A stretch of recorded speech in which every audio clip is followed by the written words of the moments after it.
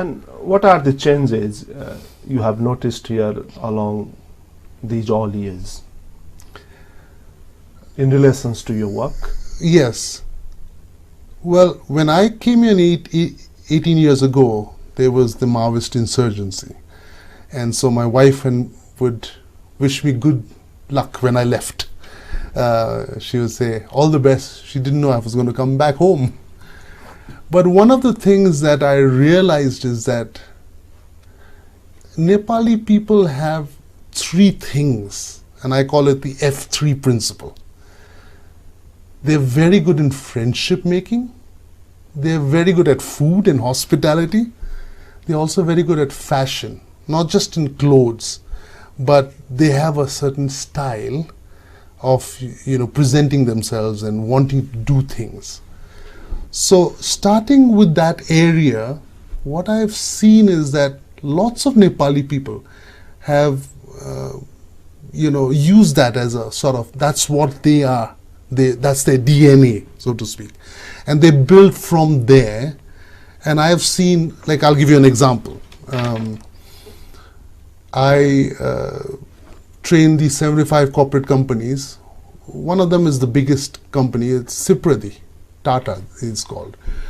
In the cocktail dinner night, there's this amazing spread of food and drinks, and everybody from the VP down, everybody was there.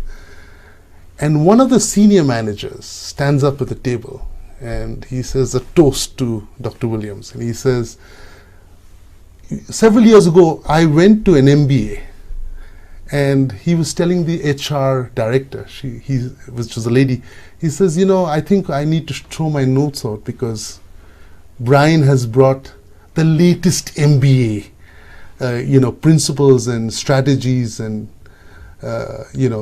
case studies for us to do well. In my heart, I was chuckling because I actually did nothing. I just did a needs assessment with each manager, and I found out what was their DNA, what are areas they could improve in their weaknesses, their strengths, and I designed a course for Sipradi based on what the manager's needs were. And it was actually something that they felt is new because it was relevant to what they were going through, rather than me designing a course, that I learned in my doctoral studies or something that I learned online or went to some training in a foreign country in Switzerland or Denmark. But I felt like that was one of my biggest takeaways, to see Nepali people come alive when I focused on their DNA, what they are good at. I sort of brought that up.